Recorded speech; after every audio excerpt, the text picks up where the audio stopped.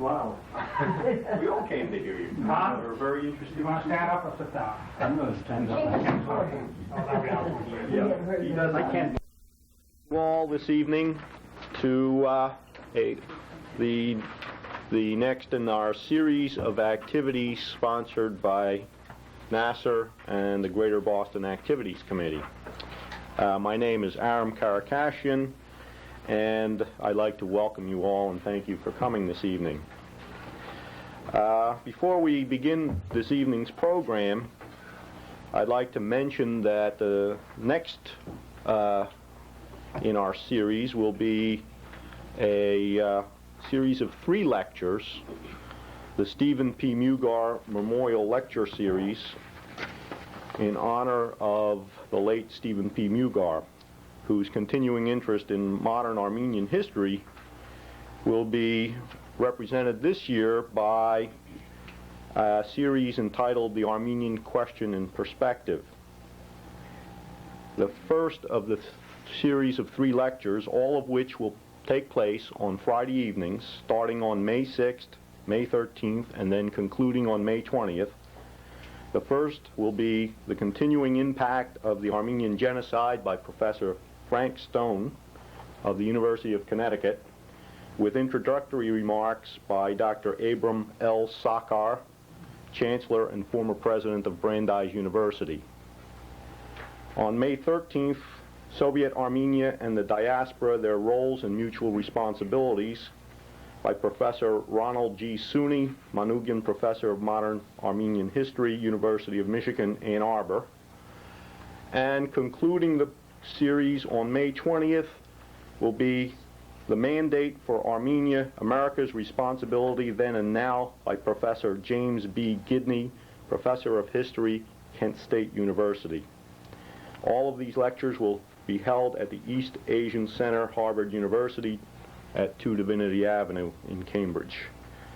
Refreshments and a reception will be held afterwards. We invite you all to attend this very important series of lectures, which will be coming up in May. Now, this evening, we have the pleasure of having a well-known personality in the Armenian community, Mr. Tovmas T. Amirian, with us, Brookline, and his topic will be the Epochal Defense of Van, 1915. The Armenians' defense of Van, which is the ancient capital of the Urartian Empire in eastern Turkey, was probably one of the most heroic episodes in World War I. And this occurred during the attempted genocide of the Armenians in 1915 by the Ottoman Turks. Mr. Amirian, who was a small boy at the time, escaped with his family, and he has made a study of this event a lifelong and continuing interest. Mr. Amirian is a registered professional engineer, and he has a continuing interest in Armenian history, coins, stamps, books, paintings, and every other aspect of Armenian culture. And when he was employed at Portland, Maine between 1973 and 79, he conducted a series of lectures on Armenian history on an adult education level at the University of Maine's Portland Division. Mr. Amirian, in addition to being a life and honorary member of the Armenian Students Association of America and a member of their Board of Trustees for 18 years, is also, we're proud to say, a founding member and a former board member of NAASR. He's also been a chapter president of the Armenian General Benevolent Union, as well as a member of its New England District Committee. He arrived in this country in 1921, attended public schools in Boston, graduated in 1932 from the Massachusetts Institute of Technology with a bachelor's degree in architectural engineering. After working with leading architectural firms in the Boston area, he established his own consulting firm in 1951 and was responsible for the structural design of buildings such as the Museum of Science, the University of Mass at Amherst, Williams College, Bentley College, as well as many other public schools, churches, shopping centers, and industrial and office buildings. This impressive and varied career is a tribute to Mr. Amirian's various talents, and it's a great pleasure to welcome him this evening. Thank you.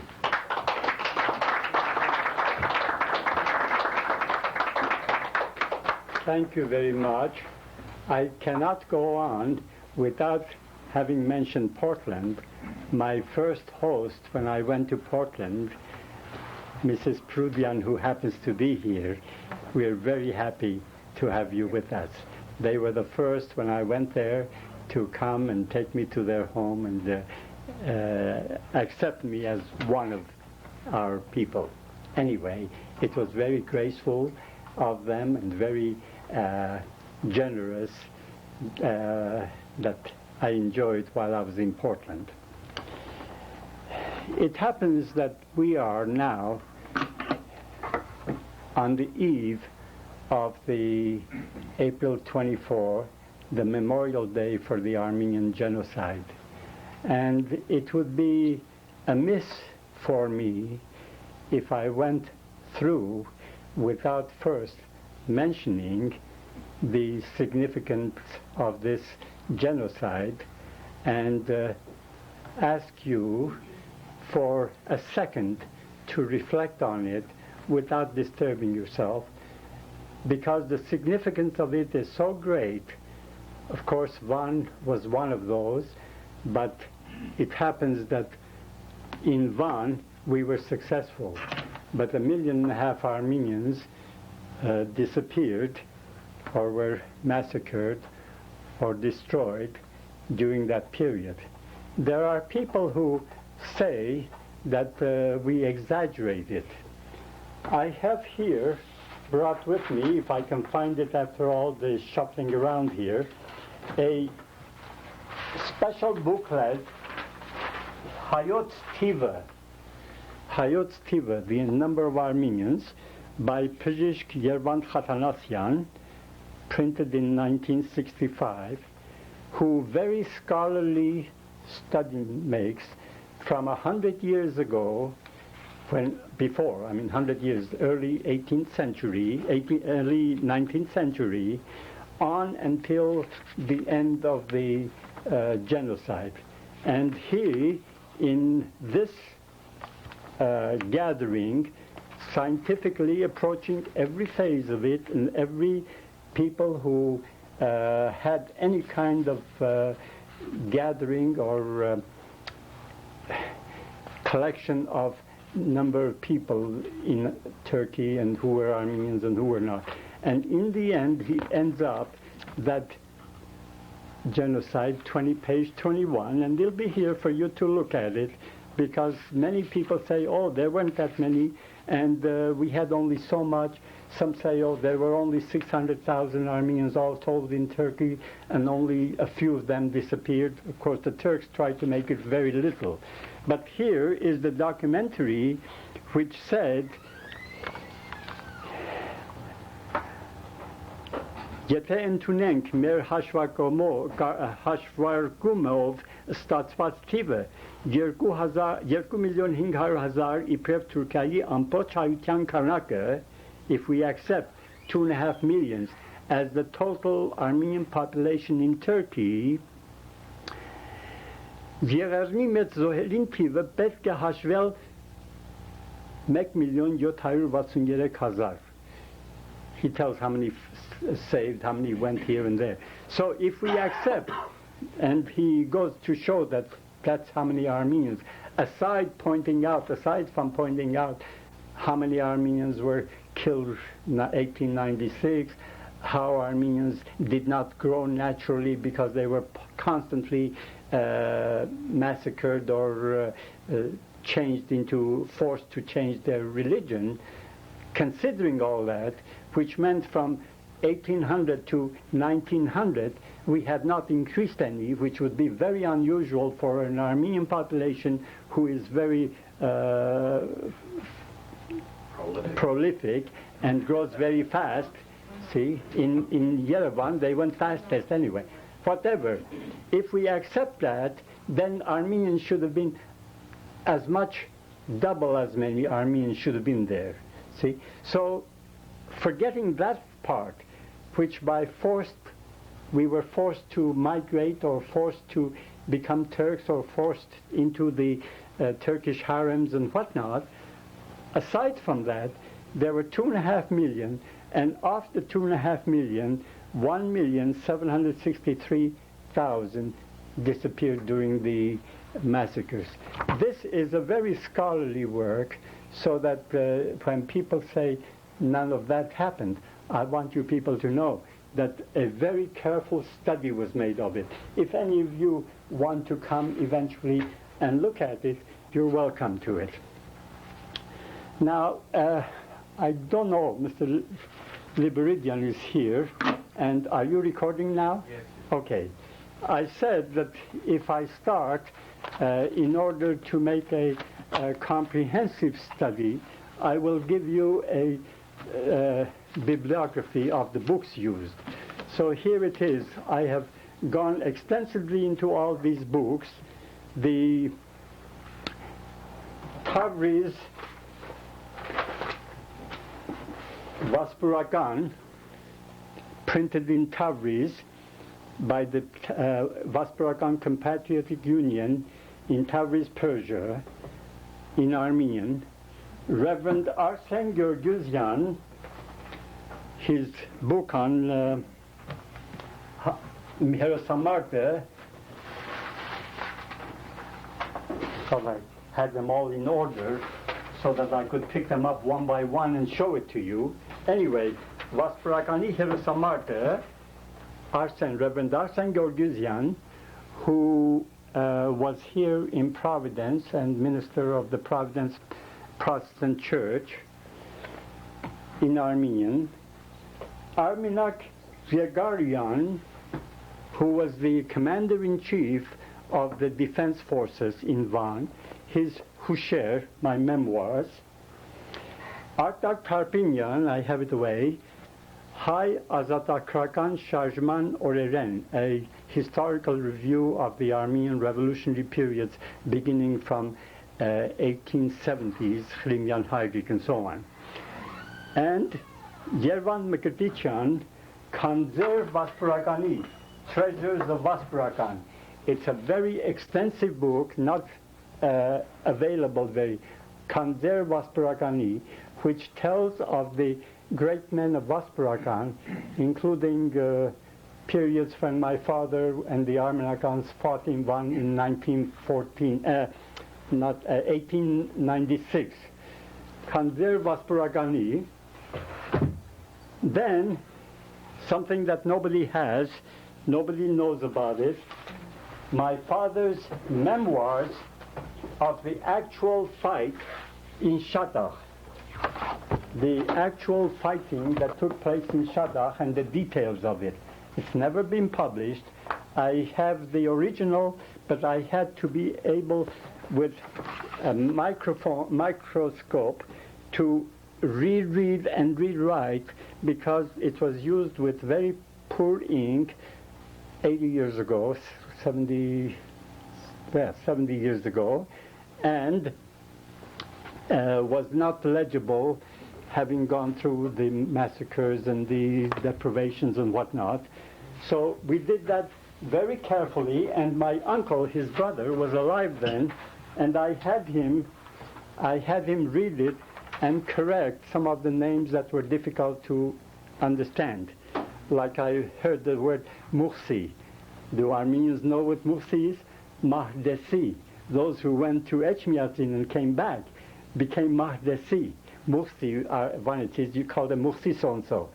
So that the terms that I didn't understand, I asked my uncle and I got it corrected so that it has a verification of the man who was there at the time. Now, in the English, the most extensive and most valuable book is Onlik Mkhitaryan's Defense of Van. This book was originally written in Armenian, and Mkhitaryan was Aram Pasha's, Aram Manukyan's secretary, and during the fighting he made records of the daily, day-to-day fighting. and the book has been translated into English. It has some shortcomings, but it is the most extensive and the most valuable book when you are looking for details in Van. Clarence Ushers, an American physician in Turkey, has much more significance when we are defending ourselves among the Americans, because this was an American missionary physician who came to Van, married in Van, his children were born there, he was there for some 20-25 years, and his marriage in 1901, I have the picture of it, came from Sahakyan Helen, I had it anyway, but the sister, the daughter of Dr. Usher sent it to her, and she sent it to me, or she sent it, yeah. At any rate. Yeah. Interviewed his daughter. Anyway, so his book is significant because he stayed with the Armenians during the entire fighting, and he tells what he saw himself personally, so that it is a document that those of you who heard me occasionally answer on the radio some questions, I quote from here, and if need be, I will point out those passages to you, because of course, obviously, we can't read the whole book. But this is the book that is very important. Clarence Christopher Walker's Armenia, The Survival of a Nation, summarizes the events in Van. It's not very significant, except that it gives you a summary of the fighting in Van. That's a new book that the NAASR has. Grace Knapp, it's a very small book, but very significant. Grace Knapp wrote on the little book called, here, The Mission in Van. This is a very small booklet, but in very important information. Here is where I found out, for instance, that Van had 50,000 population at the time of the massacres or the fighting, of whom 30,000 were Armenians. I'm talking about city of Van. 30,000 Armenians and 20,000 Turks. And also some phases about Van that I'll explain a little later. This is small, but it's very significant in the history of our people. A little book here, I have it in there, Arthur Daniels' The World War, which merely records how the war began, when the war was declared by Germany against France and Russia against France and so on. It's a detail. And when Turkey entered the war. It is given, I refer to it. A very unusual book I came about, Nineveh and Babylon, Travels by Austin Layard, Member of Parliament, British Parliament, who went through, and in the process of his search in Babylon and Nineveh, old Assyria, he goes through Van, and he describes Van, and I'll quote from him from this book. Then, of course, the most outstanding of our Armenian books on Armenia, is Lynch's Armenia, of which this is the original second volume, which refers to Armenians in the Turkish provinces. The volume 1 is Armenia, the Russian provinces, Yerevan and so on. But this is Armenia, the Turkish provinces. And it has some 70 pages on Van. Of course, this was written before the Van massacres, not the massacres, before the Van defense. But it describes Van, and I quote a little section from this book. So these are the major books. I have also writings from Armenian Vaspurakan Miyutun, publication of the General Society Vaspurakan in Fresno, California. Varak is the paper. Then Aktiv Vaspurakani, publication of the Vaspurakan Association, also Pashtonatsert Amerikai Vaspurakan Miyutyan. Then we have here, of course, Dr. Telemezian's about his Armenian, the story of the Armenian traitor Tavo and his killing of this Tavo. It's here, we'll pick it up. It's not important except what it did to the Armenians, in a sense that at a critical time in Armenian history, when Armenians were gathering guns and buying guns and pressuring everybody to get a gun, see, they had a lot of guns gathered, and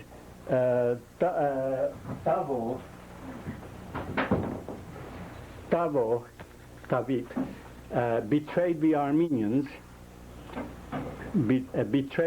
there was some personal conflict between Tavo, who was in charge of the Armenian guns, and Aram Manukyan, the chief Armenian revolutionary there, and he went and betrayed the position of the Armenian guns, and they took away all the guns, so that in the end, when we had to fight, there were not as many as they should have had it. Anyhow, so then I mentioned that Hayot Tiva.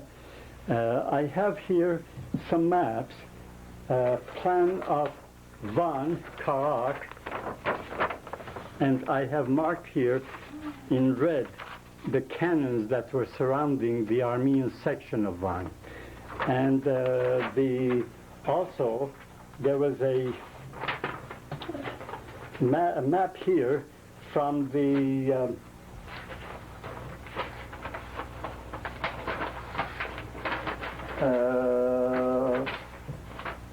it's here it is, from Zinch's Armenia, which describes Van.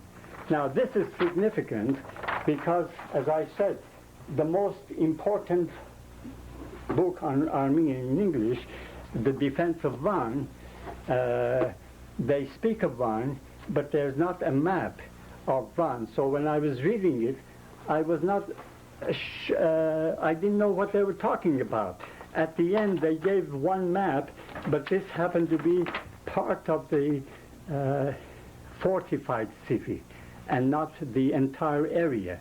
And it threw me off until I found the regular map of Van and the in the Tabriz Armenian, and I found the city of Van, and the map in the book is only this part, whereas the main Armenian community was this. So these are the problems we had to contend with. I have also a photograph of Shadakh, where I was born, and the maps of Shadakh and so on, they're here, and we'll show it to you. It's not important at the moment because I just want you to know that I refer to Shadakh. Photo of Shadakh, and we have several other lands of the Bible. Here is a National Geographic that has an article called Between Massacres of Van, August 1919. On Van. So this as an outline. I will now go into the gist of my talk. You know, when I heard Professor Richard Hovhannisyan speak, he made a statement that suddenly struck me. He says, it seems, for the Armenians, it is to laugh in the face of odds. Armenians should have given up in 451, when the Avarai, Vartan Mamikonian and Avarai, he said, we should have given up then, except that Armenians always fought against odds. And that immediately reminded me of the odds with which the Armenians fought in Van. Now, Vana Herosamato, the Epochal Defense of Van. Van is the name of the province, also known as Vaspurakan, as well as the name of its capital city, Van. Shadakh, Morks, Hayot Tzor, Karkar, Berkri, and so forth are subdivisions of the district and province of Van. In our lecture today, we will be concerned mainly with the city of Van, but tangentially also with Shadakh and its administrative central town known as Tar. Shadakh Tar. I am Shadakh Tareti, for there is where I was born in the year 1910. My mother, her brother, sister, as well as my father's brother, who came to America in 1910 to further his education and died here in Boston a few years ago, and at the age of 95, were all educated in the city of Van. I have here on display my uncle's diploma from the school in Van, and also the diploma of his future wife's Tarpinian, that's also here. Why are all vanities so emotionally tied up with Van? To understand this, it is necessary to get a picture of Van. Allow me, therefore, to read to you a small section from the Book of Travels undertaken under the trustees of British Museum by Austin Layard in 1853. He writes, "On the following morning, we crossed this valley in Norchuk." He's coming from the Mesopotamian area. "At the outskirts of which I was met by the priest at the head of the inhabitants. A range of low hills now separated us from the plains of Van. We soon reached their crest, and a landscape of surpassing beauty was before us. At our feet, intensely blue and sparkling in the rays of the sun, was the inland sea with the sublime peak of Supanasar mirrored in the transparent waters. The city with its castle-crowned rock and its embattled walls and towers lay embowered in the orchards and gardens. To our right, a rugged snow-capped mountain opened midway into an amphitheater, in which, amidst lofty trees, stood the Armenian convent of Yedi Kilisa. This is the Varakavank, the 7 churches. To the west of the lake was Nimrud Dagh, and the highlands surrounding the sources of the great rivers of Mesopotamia. The hills forming the foreground of our picture were carpeted with the brightest flowers, over which wandered the flocks, whilst the gaily dressed shepherds gathered around us as we halted to contemplate the enchanting scene. We now descended rapidly towards Van, and as we issued into the plain, a party of horsemen galloped towards us. I soon recognized among them my friend Mr. Bowen. With him was the Kavis Bashi and a troop of irregular cavalry sent out by the Pasha to escort me into the city.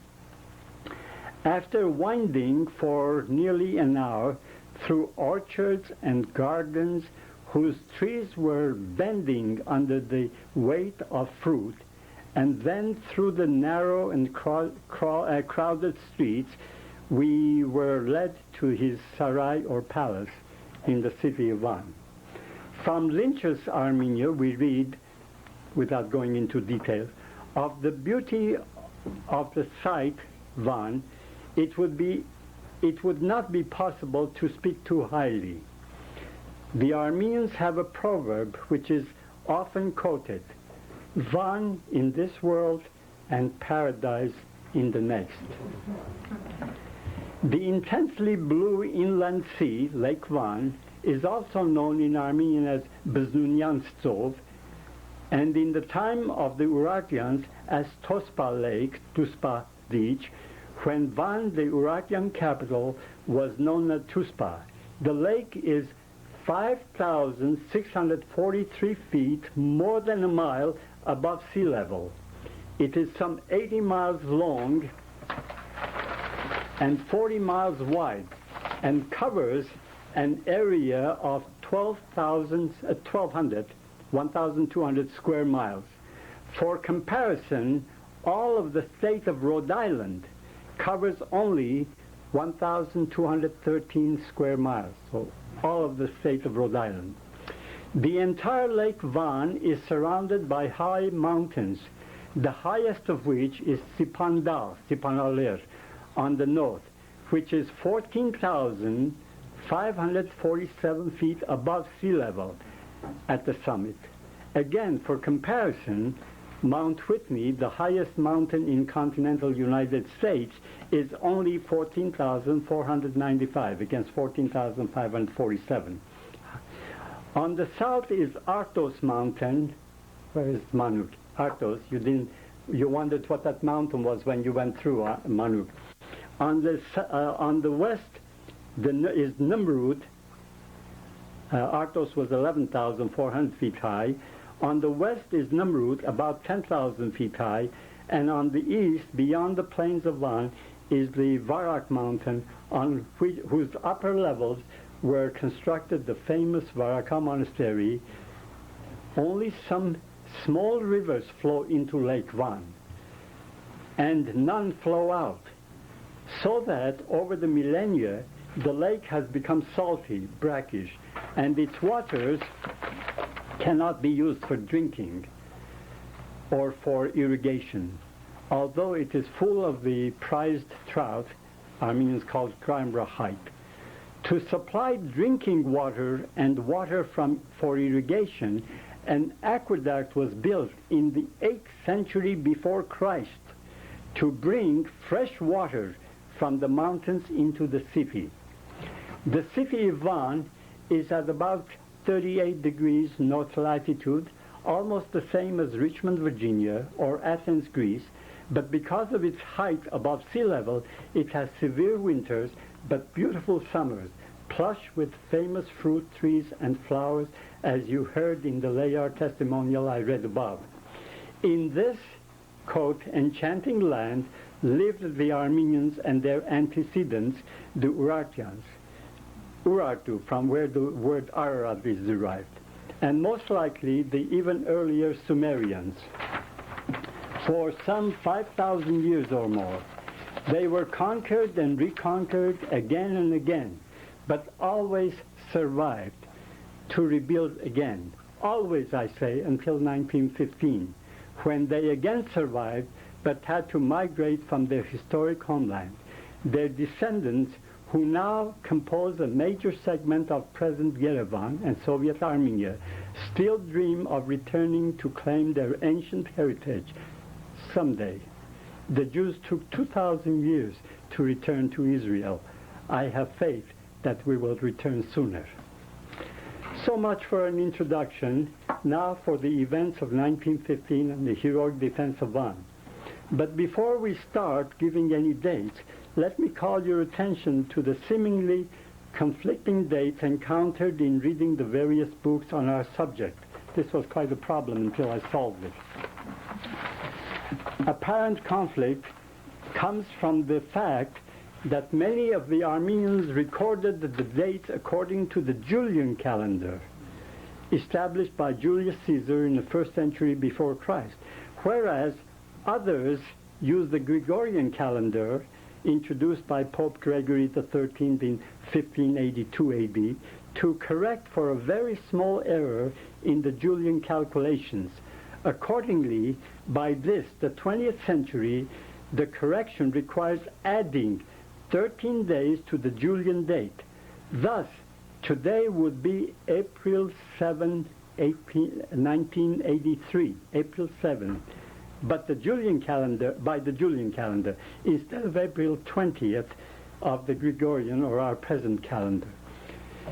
Dr. Clarence D. Usher's book, An American Physician in Turkey, Christopher Walker's Armenia, The Survival of a Nation, and the English translation of Onik Mkhitaryan, The Defense of Van, all use our present or Gregorian dating, whereas Reverend Arsen Georgiouzian's Vasperakani Herosamarte, Tabriz Vasperakan Compatriotic Union's book Vasperakan, Armenak Yegaryan's memoirs, and my father's as yet unpublished memoirs of the events in Shadakh give the dates by the Julian calendar.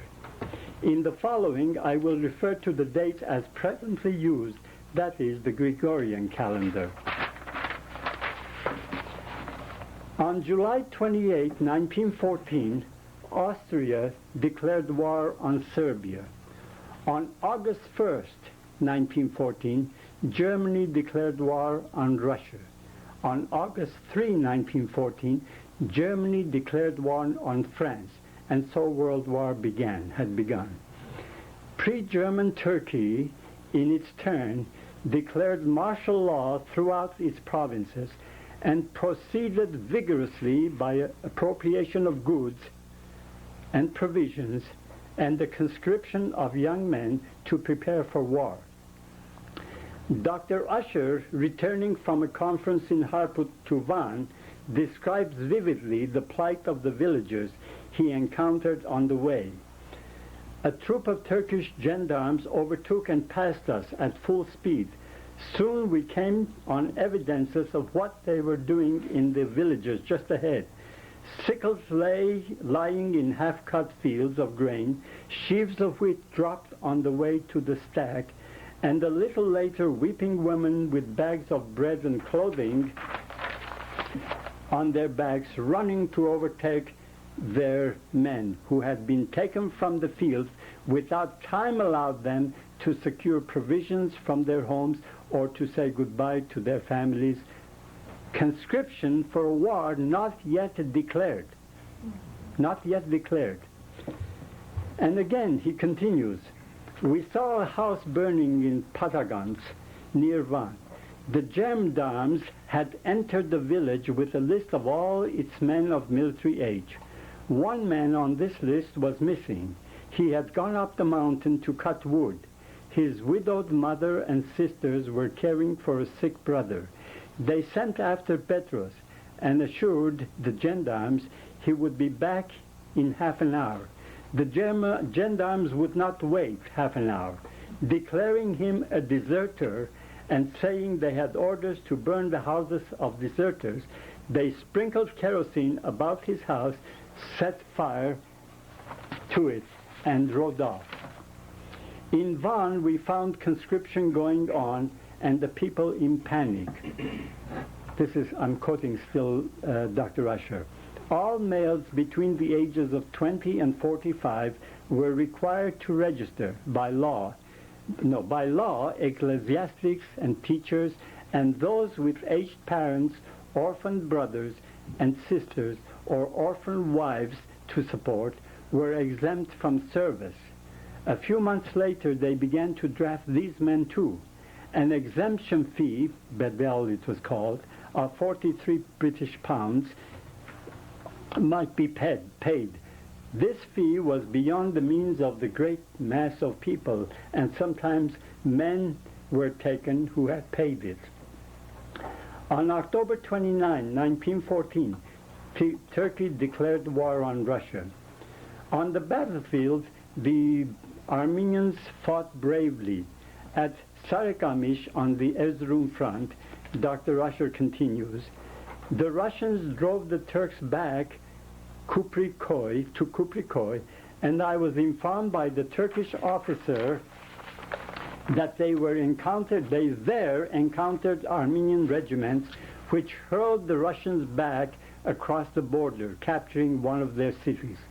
The Turkish general sent a telegram to the Vali of Van congratulating him on the valor of his Armenian troops. A week after this battle, orders were received from Enver Bey, Minister of War, to disarm all Armenians in the army. The disarmed soldiers were set to digging trenches and making roads. When makers of roads had finished their work, their Turkish officers were circulating a report that they were in revolt, had groups of them surrounded and shot down. This action was not confined to the province of Van. It was so general as to make one more than suspect secret orders from Constantinople. It is no wonder then that there were desertions and deterred many from enlisting who would otherwise have done so. These slackers, in quotation marks, were also called deserters. Further on, Dr. Usher continues, 12 youths of Erir, not yet 20 years old, were ordered by Turkish gendarmes to come to Van to register so as to be ready for the government summons when they should reach the age for enlistment.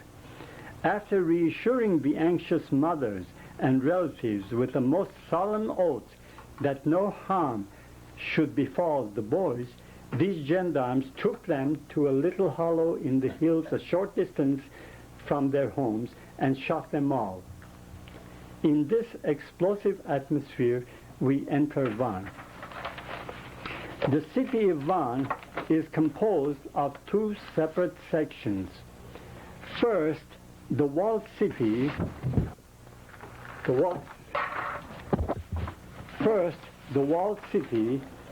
which is just a small section here, and then Ikestan. First, the walled city, Karkamech, directly below the famous ancient historical citadel of Van, Vanapet, or Castle Rock. Here were located the stores, the workshops, the government buildings, city hall, post office, telegraph station, a military school, the central police station, and the dreaded central prison. Here, concentrated within the walled city, lived some 2,000 Armenians, which increased to about 3,000 persons during the fighting. During the siege, the central city was completely isolated from the much larger number of Armenians to the east in Ikestan, and had to organize and defend itself unassisted. The heroic defense of this section by a handful of courageous Armenians deserves a separate lecture to do it justice. The main population of Van lived in Ikestan, the garden city, which stretched out for some 4 to 5 miles east of the walled city. Here the people had their homes or villas with flower and vegetable gardens and orchards. Here were also located the various consulates, Russian, Persian, British, German, Italian, French. Also located on a high ground was the American mission, with its schools, dormitories, hospitals, and so on. Ikestan itself was divided. To the east and extending towards Varak Monastery and some villages lived the Armenians. Towards the west, between the Armenian section and the walled city, some 3 miles away, lived the Turks, and with but few Armenians intermingled among the Turks. During the fighting, those Armenians from the Turkish sections who could escape to Ikestan for safety, so that the walled city, Karkamech, was completely isolated as mentioned above. Today we shall concentrate on the defense of Van, on Ikestan, where by far the larger group of Armenians were concentrated to start with, and with the influx of tens of thousands of refugees from the surrounding villages, formed a population of some 70 to 80,000 Armenians by the time of its liberation. In February 1915, Cevdet Bey, the brother-in-law of Enver Pasha, the Minister of War, was appointed governor of Van. For a short while, he left the city in charge of his deputy, while he reorganized the Turkish army on the Persian front.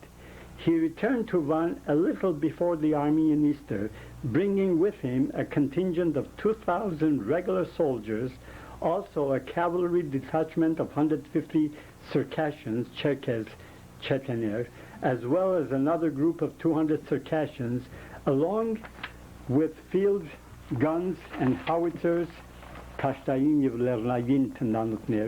These and additional regular troops, including the police forces, were billeted in the huge armories that had been strategically built around Van after 1896.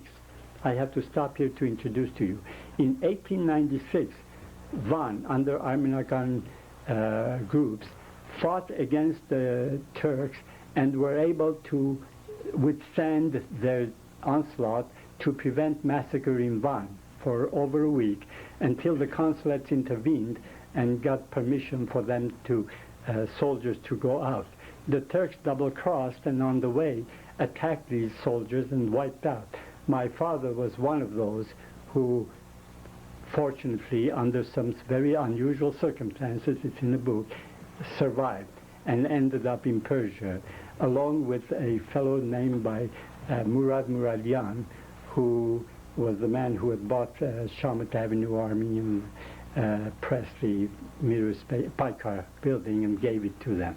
At any rate, he was in Chelsea. He came directly, after escaping to Persia, he came directly to Armenia, whereas my father returned.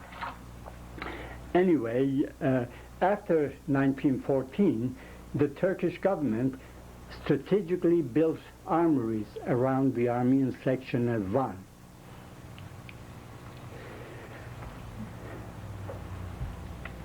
Also, within the Turkish section of the city, rifles and ammunitions were passed out by Cevdet to all the Turks from 17 to 80 years of age.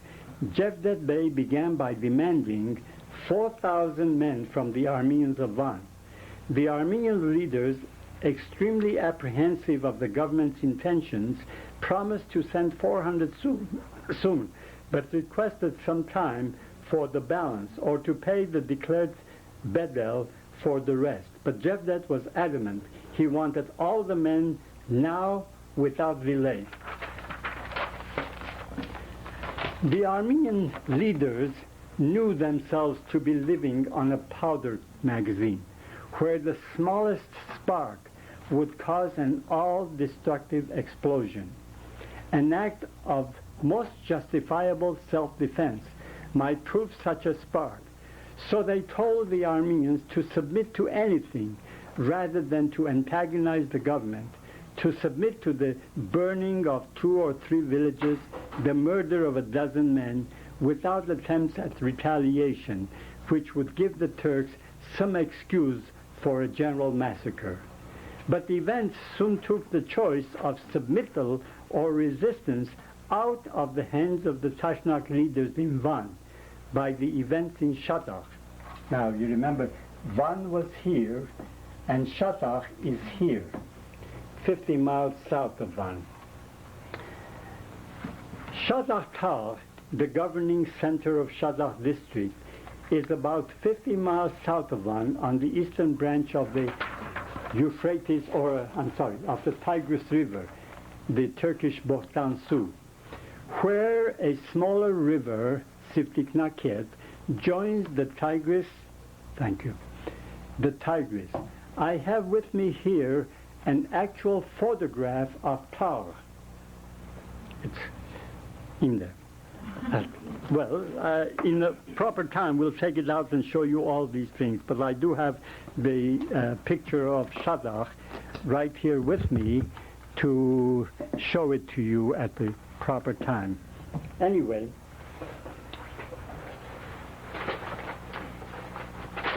it's not important at this moment.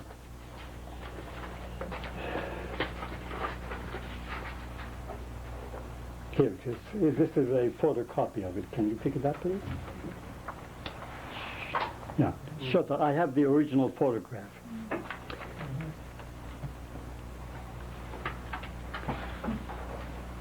It was, I said with me here, an actual photograph of Tal taken from the heights.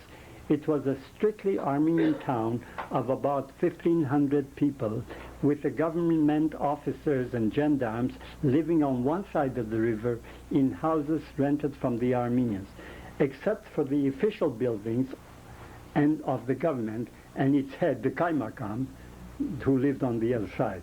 Shadakhis had a reputation of bravery, for they had on many occasions defended themselves against the Turkish forces and their allies, the Kurds, who were ever ready to plunder the Armenian villages of the district. When Cevdet Bey, the new governor of the province, came to Van, he began pressuring and persecuting the Armenians of Shadakh also. He had Turkish gendarmes in groups of 20 or so, each stationed in the key Armenian villages to keep them under control.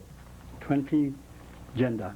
The Tashnaq subcommittee in Shadakh, subordinate to the main committee in Van, was composed of 3 men, Samuel Mesropian, Hovsep Choloyan, and Mihran Dermargarian. Mihran had gone to Van to confer with the Central Committee members. Hovsep Choloyan, an educated man and in charge of the Armenian schools, felt himself immune to any Turkish abuse. Remember that teachers were specifically exempted from conscription into the army. So he carelessly wandered around the town, ignoring the quiet warnings of an Armenian member of the police. He was warned again when sitting in a cafe and 2 police came to invite him to confer with the Kaimakam, which warning he again ignores and is led to the Kaimakam and there put under arrest and searched. They find a revolver on him, and in his pocket they find the list of all the Armenians in Tagh who possessed arms, the type and number of the rifles, pistols, and so forth. A bonanza in the hand of the Turkish Kaimakam. The Kaimakam then demanded that all these men on the list appear before him with their guns. It was impossible for the Armenians to meet this demand, for they would then be at the absolute mercy of the Kaimakam.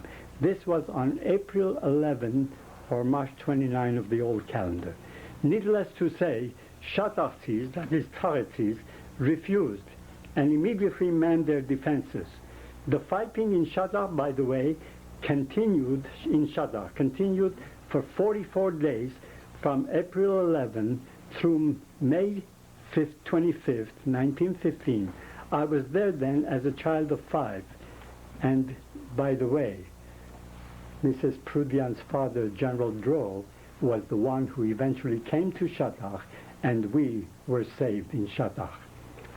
This was an epic defense in itself and deserves time for a special lecture, but is outside of our present subject on the defense of Van, except, as I said, tangentially, and as will be elicited presently. When word of the fighting in Shadakh reached Jevdet Bey in Van, he invited 4 prominent Armenians, among them Ishkhan, the only one of the leaders who was thought to have knowledge of military tactics. Also the Tashnaq leader Mihran Dermargarian of Shadakh, who was there, along with 4 prominent Turks and Ishkhan's bodyguards, 4 prominent Turks, including the chief of police of Van. Jevdet asked these men to go to Shadakh and negotiate to reestablish peace. Jevdet sent them off with a guard of honor, had a feast prepared for them in the first village, huge, in Hayot Tzur, and had all 4 of the Armenians murdered at dinner by a separate force of 12 Cherkess soldiers secretly sent for that purpose. This was April 16th, 1915, of course. The following morning, Saturday, April 17, Jevdet summoned 4 leaders of the Tashnakis, Vramyan, who was a member of parliament in in Istanbul, Terzibashian, Jidetchian, and Aram Manukyan. Aram was not at home and did not get the message, and when he did get the message, an Armenian driving by stopped him and telling him the rumor of Ishkhan's murder, warned him, pleaded with him not to go. Vramyan was detained by the Vali, ostensibly to be sent to Constantinople to attend to his duties as MP. He was sent away but murdered on the way. Completely dejected, Aram sought out Armenak Yagarian, the experienced Armenakan fighter, told him the situation and said, Armenak, do what you have to do. The actual wording was this: Armenak, կացությունը ծանոթ է քեզ, փորձառու անցյալից է մարդիես, ըրե ինչ որ անհրաժեշտ է որենես, եւ ինչ որ կսպասվի որենես. Armenak, the situation is known to you. You are a man of past experience. Do what is imperative for you to do and what is expected of you to do. It was decided to call a meeting that very night of all the Armenian leaders and experienced fighters at midnight. But first, a high command Zimvarakan Shtab was formed with Armenak Yegarian as commander-in-chief. Also assigned to the command are two experienced Tashnaq leaders, Bulgarati Krikor, he was a capable Heratsana Kurz, maker of guns, repairs, and Kaitak Arakel, who had fought with Antanik in Zeytun. Also assigned as consultants, Daganir, were Herand Kaligyan from the Henchak party, Gabriel Smizjan from the Ramgavars, and from the Tashnaks, Aram Manukyan himself, and the former Armenakan, now neutral, Panos Telemesian, the famous painter. At the midnight meeting, there are present 78 group commanders, Khambapetner. Present also are the various party leaders. Aram introduces the three command leaders and makes a short speech. Then Yegarian talks, reminding them that they did not want to fight, but they have been forced to fight, either to fight and die honorably or to submit to the ignoble death in a massacre. He then stresses that in war, the larger number do not necessarily guarantee victory, but rather cleverness, bravery, and absolute discipline, are the most important. Keep us quickly and accurately informed of all the situation that arise. We don't request this of you, we demand it. A tally is made, a tally is made of all the available arms and ammunition with the following results. Tashnaks had 133 rifles and 150 Mauser 10-shooters, revolvers.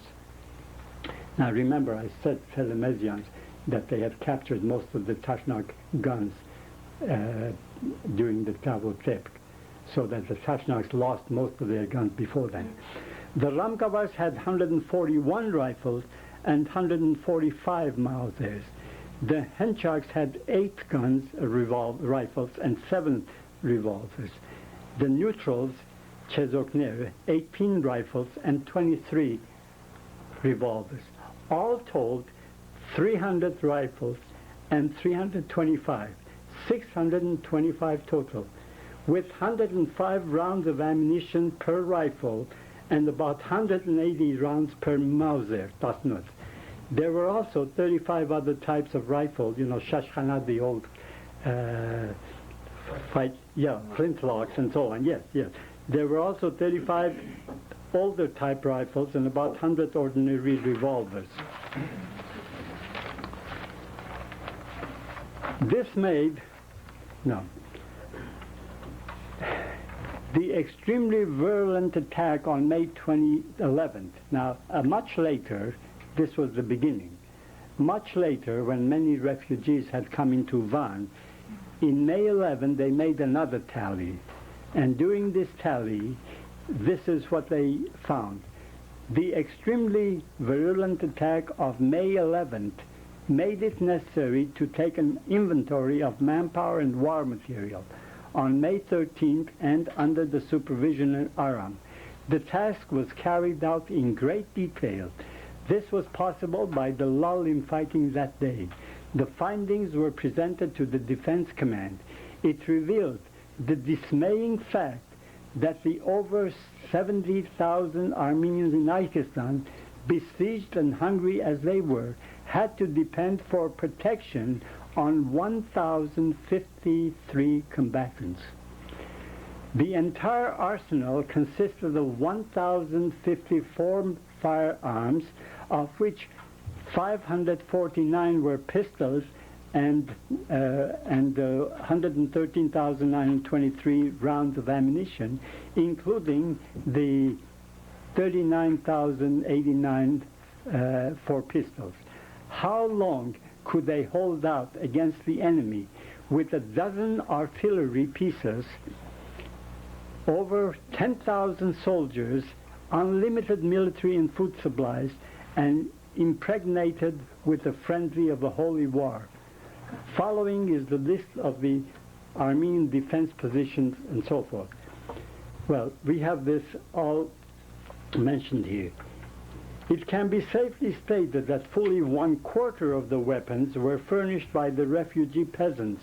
They also contributed 250 combatants to the defense force, you see, from the villages that came into Van. Of the 800 construction and trenching laborers, 500 were villagers. We have not included in the above figures those men serving with the Defense Command and other agencies. Among them, they had 40 rifles with 6,000 rounds of ammunition and were always participating in the combats. Neither is the reserve of 30,000 cartridges at the Armenian Revolutionary Federation arsenal included. In the actual battles, reference is made of the use of hand grenades by the Armenians, but at no place in the books I read did I come across of any tally of the number of these at the disposal of our Armenian fighters. I cannot imagine there being more than a couple of dozen or so of these. With this limited force, Armenians had to fight by now an organized Turkish force of 4,000 regular soldiers, which after the massacre in the villages increased with the gathering of outer forces to a huge force of between 6,000 to 7,000 men, including a Cherkess cavalry group, which to them was the most daring and the most threatening. With cannons and mortar throwers, there was also a force of some 5,000 armed Kurds gathered and encouraged by the prospects of plunder. Imagine an organized force of 12,000 soldiers with cannons and mortars, with an unlimited supply of ammunition, pitched against a small group of Armenians with about 500 rifles and about 550 Mauser revolvers, and the Armenians winning. Here is where the heroism comes in. This is why it's called Herosamart, a heroic struggle. Aside from the military command, a city government was organized with Aram in charge, a supply committee to gather food, prepare, and provide for the fighters, later also for the large number of destitute refugees.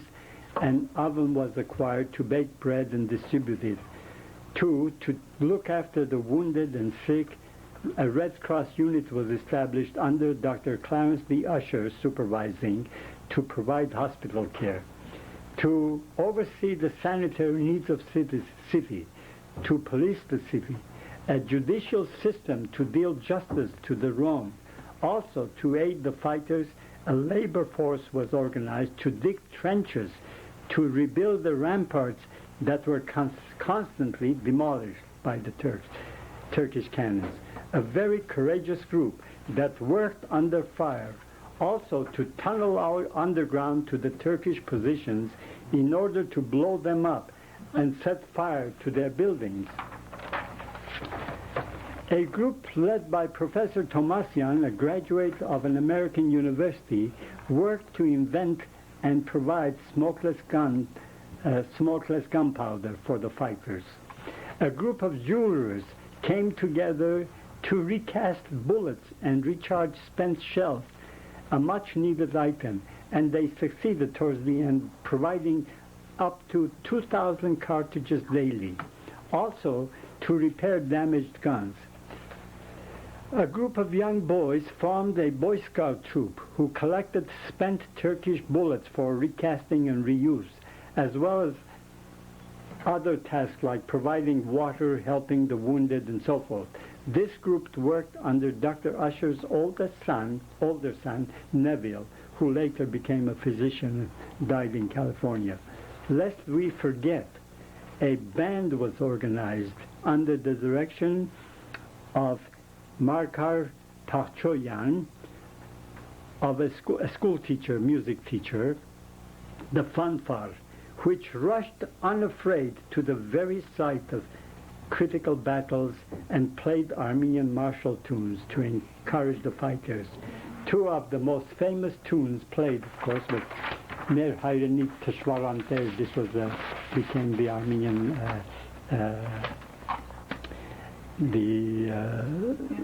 anthem, yes, in Yerevan afterwards. Mer Hayrenik Teshvaranter, Mer Teshnam Yatska Votnakor, Irkaj Vortot, Vortik Artkanchume, Haneli Rej, Kenus Vor. Amen Tera Mahamine, Mark Miangam Kmersni. Paitierani vor ir aski, Azatusian Kazovi. We were all, I remember it from my childhood in Yerevan and elsewhere. And also, Kervetsek Terer, Kervetsek Kachkach, Amviher Tarchach, Tishnamu Arach. They were singing, playing all these tunes and encouraging the fighters. They would come right near where the fighting is going on, irrespective of what's happening.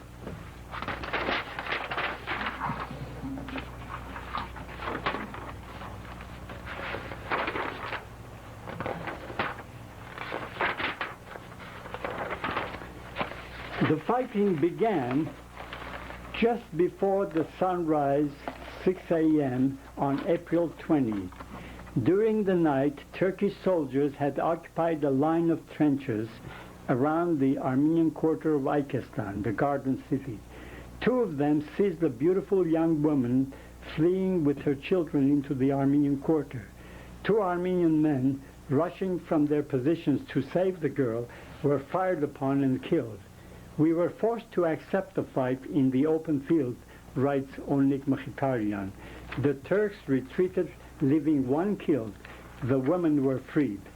The rifle shot had served as a signal for the Turks to take the initiative by attacking on all fronts with a general fusillade of rifle shots and artillery fire on the Armenian quarter in Ikestan. The unequaled struggle was on. I want to point out here just one little aspect of this. We talk about Karasamad. I was, yesterday we saw Musadar. Now you remember that Musadar, they went up in the mountains and fought from the mountains. In Zeytun they fought from the mountains. In Sassoon they fought in the mountains. But in Van, the Armenians were in the level ground below, and the heights, the fort, Berter, and the mountains were all in the hands of the Turks. So they had cannons there looking right over into the Armenian level grounds.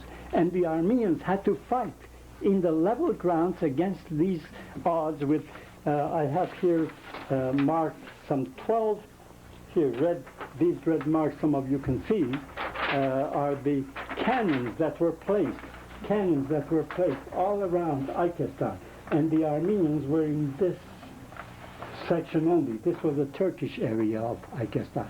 So here they were, surrounded by the Turks, surrounded by cannons, and fighting in the open field against Turkish fighters. The unequal struggle was on. It is not appropriate here to describe the day-to-day battles of all the fronts for the month that followed. However, we shall record here a few of these that you may better appreciate the heroism shown. On April 22nd, the fighting continued with unabated fury of the previous 2 days. In the section of Arak, Armenians occupied some Turkish strong points. Through surprise attacks, Turks fled, leaving behind a considerable quantity of ammunition at Hankutsinar. Turks rushed our defenses, and the savage encounter lasted more than 1 hour. The enemy had several casualties and was forced to retreat. Squatting in the middle of the Armenian defenses on the northeastern sector was the mammoth barracks of Hamud Agha, with its commanding position, it was a great menace to our defenses.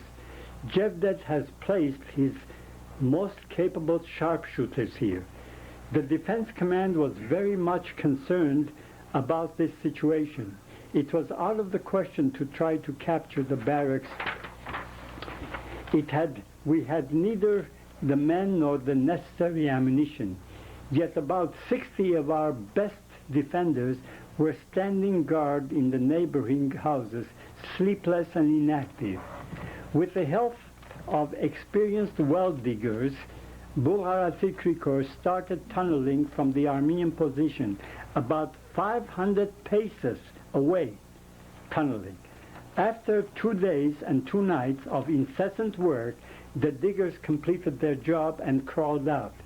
Grigor then entered, placed dynamite under the corners of the building, lit the fuses, and crawled out softly whistling a tune, expecting the explosion in 1/2 hour. There was some apprehension when the job seemed to have failed. The charges had been placed too deep. Their explosion had only slightly shaken the building, but had succeeded in setting fire to bales of straw that were stored in the basement. At midnight, hell let loose. The Turks suddenly found themselves engulfed in raging flames. Some 36 Turks lost their lives while fleeing. The following morning, Armenians set fire to the 3-storied buildings of the Hamudah complex, or the building next to it, after plundering its contents. The stratagem of destroying Turkish strongholds by fire proved of immense value in the scheme of defense. It struck terror among the Turkish soldiers, forced them to retreat to strategically poorer positions, leaving behind quantity of arms, ammunition, and food items, all desperately needed by the Armenians. During the 6 days fighting, April 20 to April 26, April 20 to April 26, our Tovmasian defense had been completely isolated, unable to contact the defense command or any of our other defense posts due to the superior advantage of Turkish posts. They carried on a most desperate fight. This handful of inexperienced young men had nothing but their own courage, cunning, and endurance, along with fast disappearing stock of ammunition to fall back on. "It all seems like a dream," said one of them after they were relieved. "We thought all of Ikestan was in ruins like our barricades." The enemy peppered us with tens of thousands of bullets during the 6 days of fighting, and showered us with an average of 100 shells a day, this cannon shells. I cannot explain how we were able to resist or how we kept on fighting. There were 9 of us, all without experience in the art of war. For some it was the first time to shoulder a rifle. A few had little training at Varak, but that was not the real tragedy, as we soon got used to it.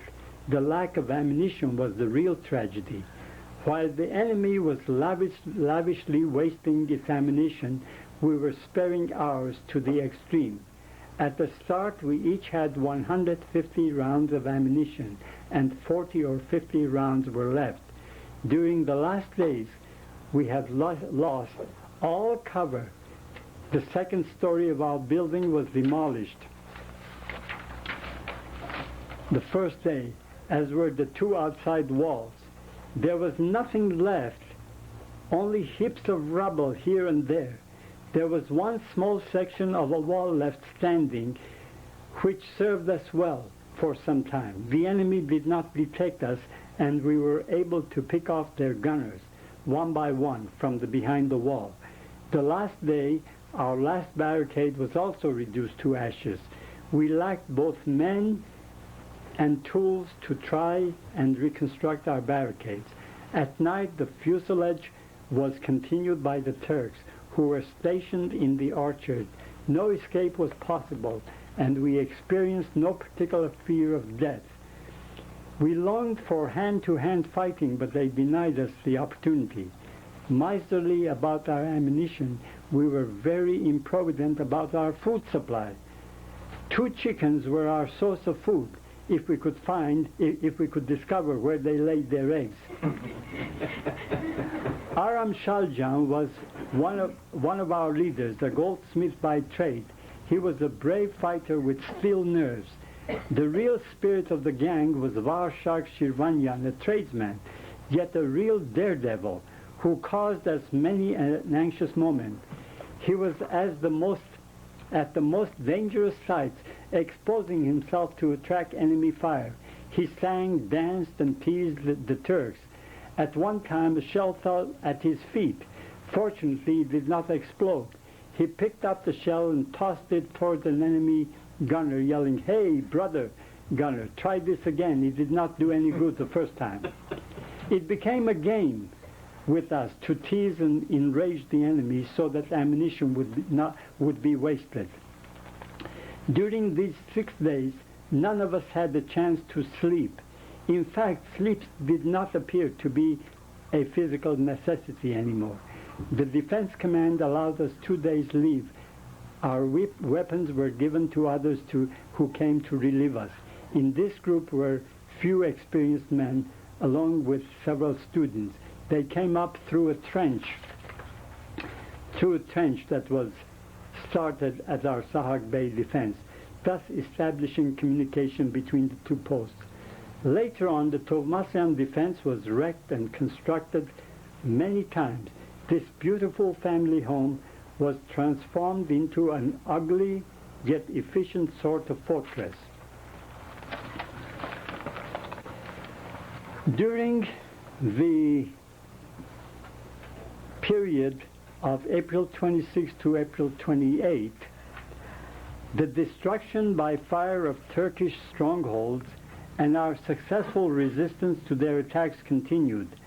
The house of Topal Mala, one of the Turk stronghold posts right across from our Tutunjan defense point, was set on fire and totally destroyed during the night of April 26, while Armenian trenches were tunneling in the approaches of Mola's house.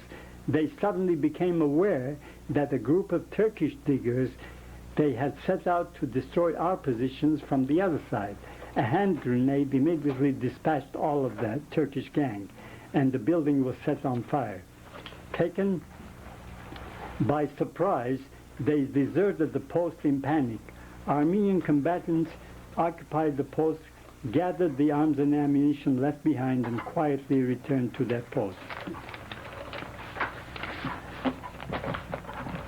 I have to read these because if I tried to tell you by my own description, it would be impossible to cover the area.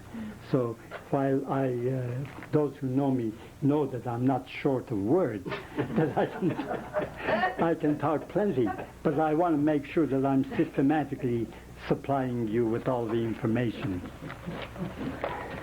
The 3 cannons on Toprak Kala and the 2 at Haji Bekir shelled our position for 4 hours. Our posts at Taner, Kero, and Hatzhamroch were thus demolished. The remainder were damaged in various degrees. The defenders preferred to do battle in the orchards using the earthen fences as barricades.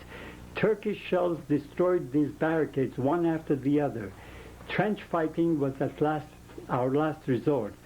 One part kept the foe occupied while the other made vigorous use of shovels. At noon, the Turks deemed the situation ripe for mass attack. 200 mounted soldiers advanced from the direction of Shadakh, while another 300 mixed force of Turkish regulars, Kurds and militia from Turkish positions attempted to pierce the Armenian defenses. This first wave of attack failed and the enemy recoiled, having lost 10 men. Armenians had 2 defenders killed and 1 wounded. An hour later, the enemy regrouped its forces and attacked with bigger force and greater tenacity. They succeeded in approaching within 20 paces of our men. We met them with hand grenades and volley of bullets from our Mauser pistols. The enemy lost 20 soldiers in the second wave of attack and again withdrew. A third wave of attack led by courageous colonel of the army followed an hour later. Our combatants were already exhausted, their ammunition spent. They were in a quandary. Informed of the situation, the defense commandant sent its chief, Armenian and the veteran revolutionary Tzolag Amirian to render assistance.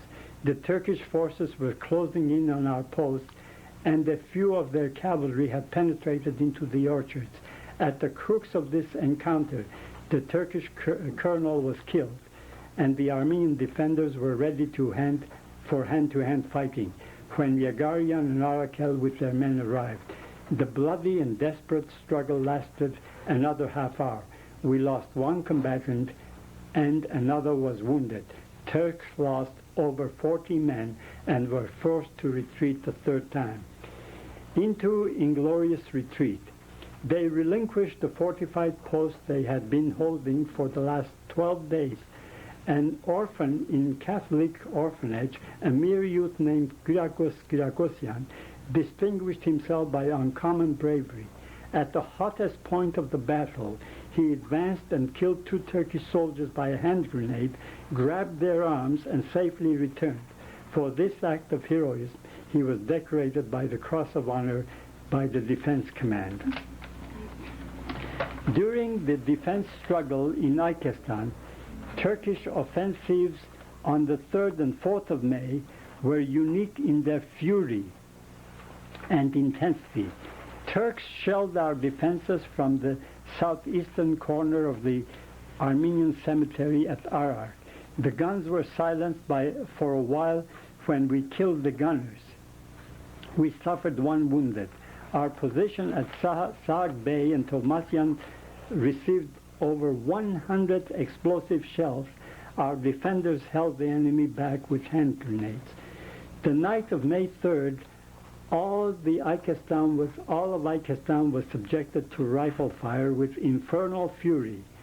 To those watching from Shushan, a distance out, it appeared that Ikestan was in flames.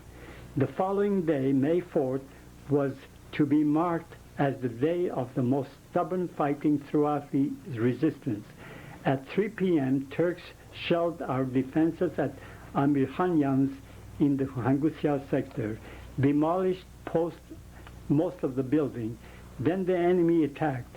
Our combatants left their ruined defenses, came into the street, and shielding themselves behind the wall, battled the enemy for an hour with a dozen casualties. The Turks fled along the river bed. An hour later, the attack was directed at our Sambegyan's defenses, same area, after the customary shelling to soften us up. 2 army officers led the Kurdish mob into the orchard. Barricades being of little use now, the combatants to avoid capture came into the street. With the help of God and liberal use of ammunition and grenades, they killed some 20 of the invading forces and forcing them to retreat. We lost 2 defenders from Vozn. No sooner had the orchard been cleared than Turks began to bombard the position once more. It became apparent they were covering for the retrieval of the bodies. They want their officers that were killed. They want the bodies. Turkish attacks on Ikestan were renewed on May 11th with unprecedented intensity. They threw all their might and means into the battle, having emplaced 4 pieces of artillery atop Toprakele, that was a mountain on top. The Turks shelled our positions at Tazakares and Hangusyal from early morning without let-up. No adobe fortification could endure the infernal shelling. At noon, one after the other, our defense positions at Der Khachaturian, Shiroyan, Shantikyan, Sheroyan, and Taner Kharo were reduced to dust. Encouraged by the success, the enemy force attacked our Chantikyan post. The situation was extremely critical. Our defeat here could well seal the fate of the rest of Ikestan. under cover of furious shell and rifle fire. Turkish regulars with bayonets gleaming in the morning sun made quick and daring advances towards our post. For a moment all hope seemed to vanish. The incursion of the enemy into the heart of Aitestan seemed inevitable. Instinctively, the intrepid defenders dashed out to meet the enemy face to face in hand-to-hand combat. There was no time or room to use the rifle. They had to depend upon the Mauser pistol and hand grenades.